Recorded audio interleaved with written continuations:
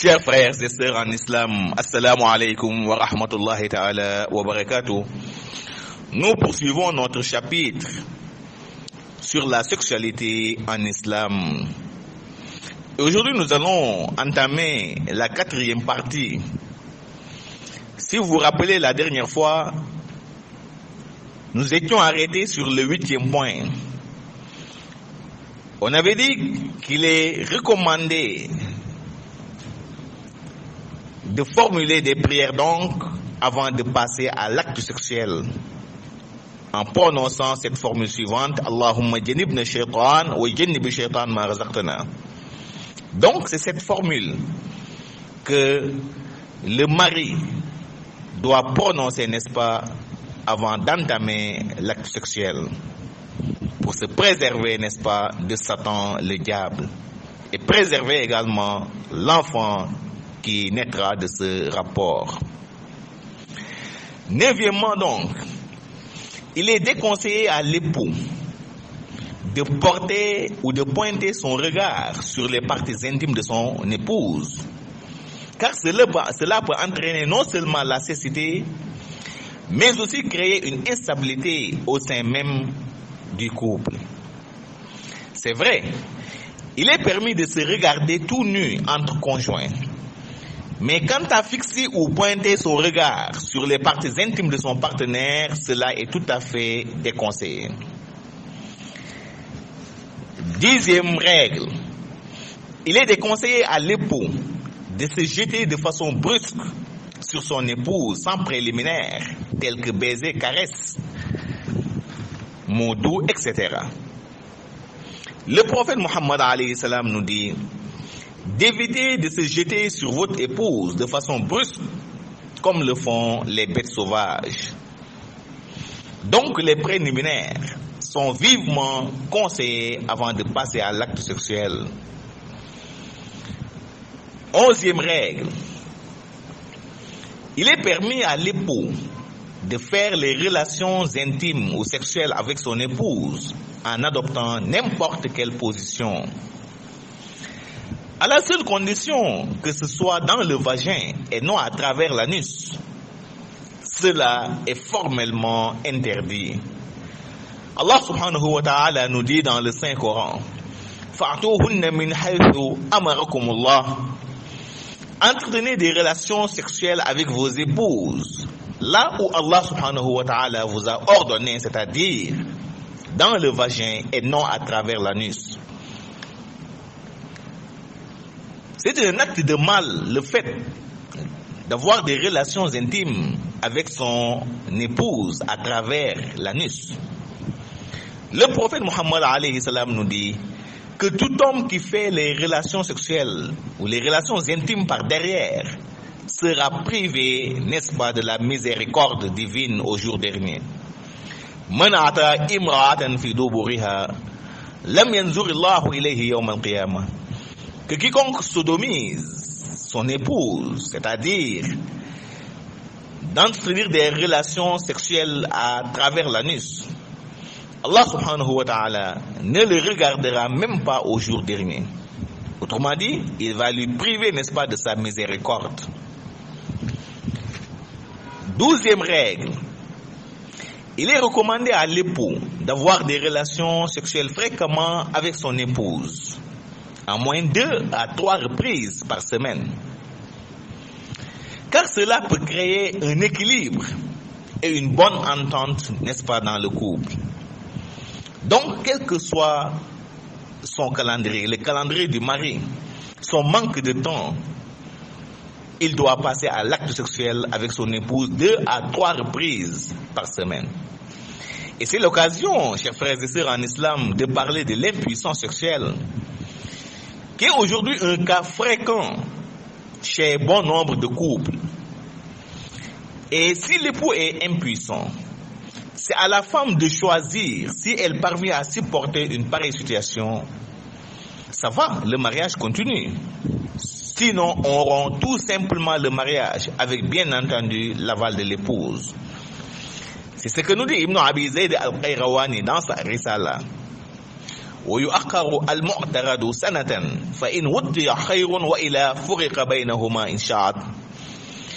Il dit que si un pareil cas survient dans un couple, c'est-à-dire un cas d'impuissance sexuelle, la femme peut demander une année ferme, la femme peut donner une année ferme à son époux pour qu'il se soigne, qu'il se traite.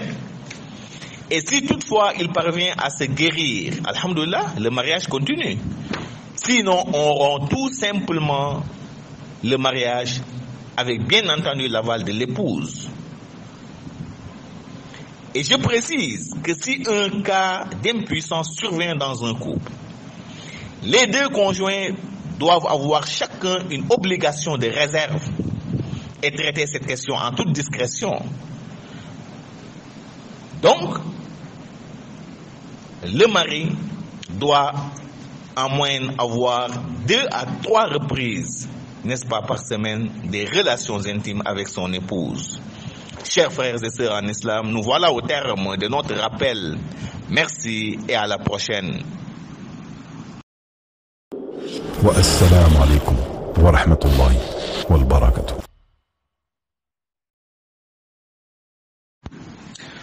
mbokk julli assalaamu aleykum wa rahmatullahi taala wa barakaatu. seen mbokk imam Mokhtar Ndiaye moo dellu si leen laaye biir ci waxtaan yi muy am ak yéen saa su nekk. kon nuy wéy ci buntu bi nu nekkoon ci wàllu sexualité, tey nu ñëw si sunu ñeenteelu jataay. bii passé noo ngi mujjoon taxaw ci ni nit ki buy ànd ak soxnaam kon ne ñaan yàlla subhanahu wa taala yàlla musal ko ci seytaan, waaye te musal la mu koy wërsëgal ci njaboot, yàlla musal ko ci seytaan. ba tax na kon nit ki bu demee bay ànd ak soxnaam na wax baat yi: allahumma janibna shaytaan wa jannibi shaytaan ma razaqtana. yàlla yan nag ma musal ci seytaan, waaye itam musal ki nga xam ni moom nga mën a wërsëgal ci sëy bi itam yan nag ko musal ci seytaan. loolu nam di ñaan gu am solo goo xam ne bu nu war di bàyyi xel. kon tey nu war a tàmbalee ci sunu 9e règle. 9e règle bi sib nañu lool ci ki nga xam ne mooy borom kër mu jël ay bëtam di ko teg ci kanamu soxnaam.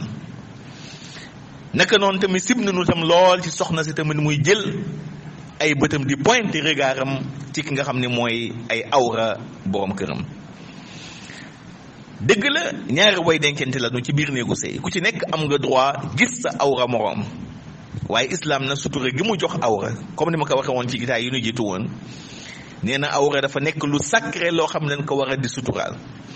ba tax na kenn ci ñoom ñaar ku mu ci mën a doon araam na ci yow, sib nañu lool ci yow nga jël sa regard di ko pointé ki sa partie intime mu moroom, ndax loolu mën na indi mbañeel ci biir néegu sëy, mën na indi instabilité ci biir néegu sëy, mën na sax indi li nga xam ne moom mooy jàngoro bët muy wàllu silmaxa.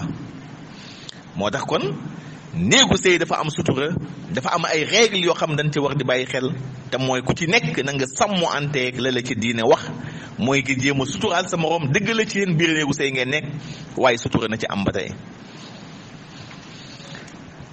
fukkeelu règle bi muy 10e bi, sib nañu tamit ci ki nga xam ne mooy jëkkër, tere lool ci jëkkër ji ngay tëb rek àgg ci sa soxna. loolu yonent bi sallallahu alayhi wasallam nee na bu leen def jëfi bàyyi ma.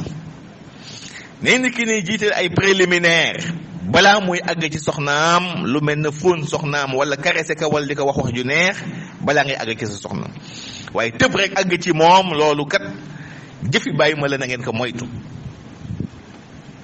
moo tax kon jiital ay préliminaire loolu dafa bokk ci civilisation, te gis leen ni islam diine gu civilisé la.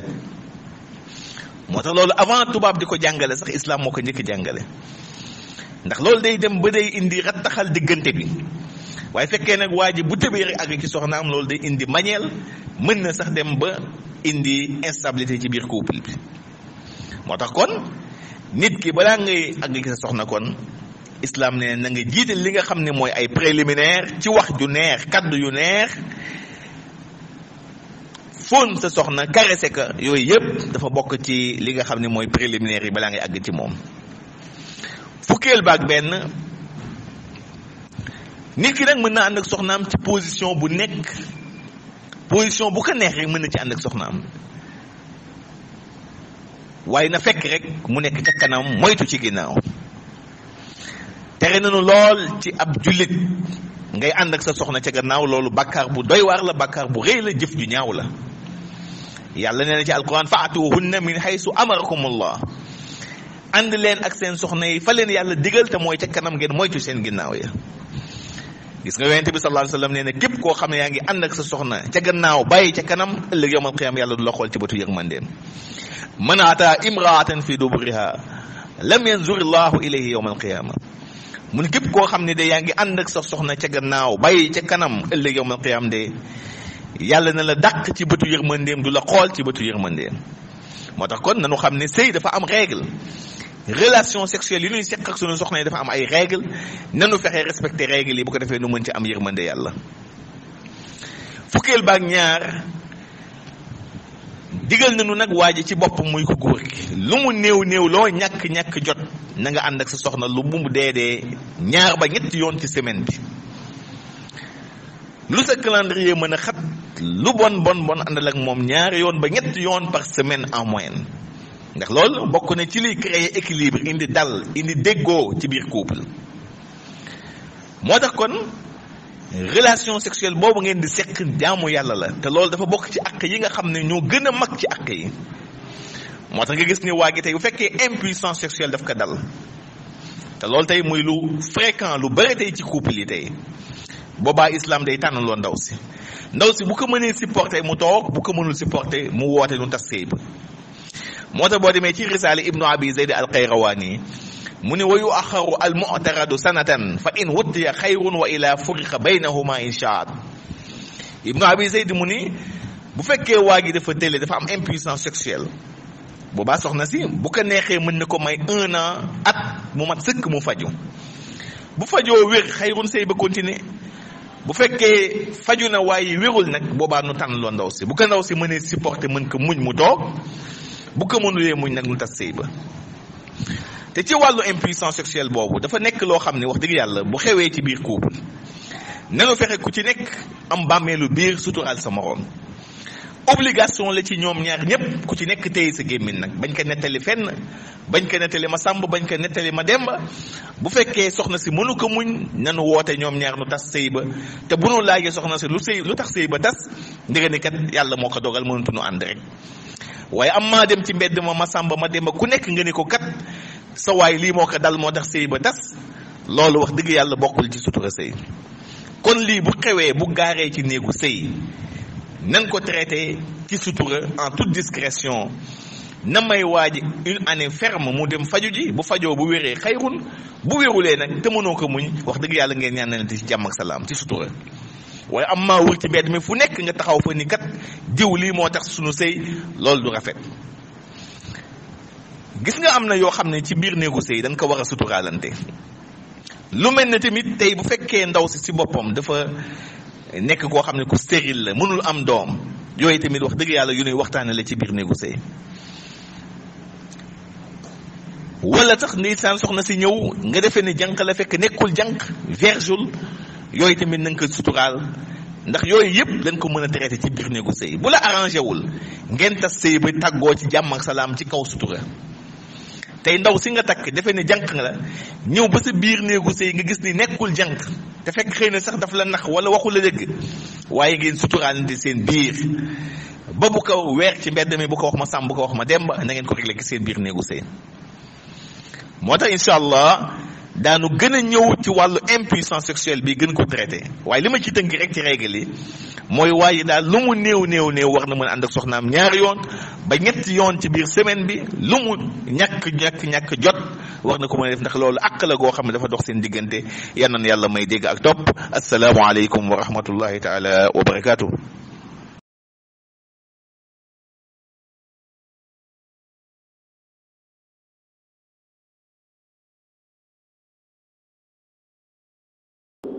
والسلام عليكم ورحمة الله والبركة.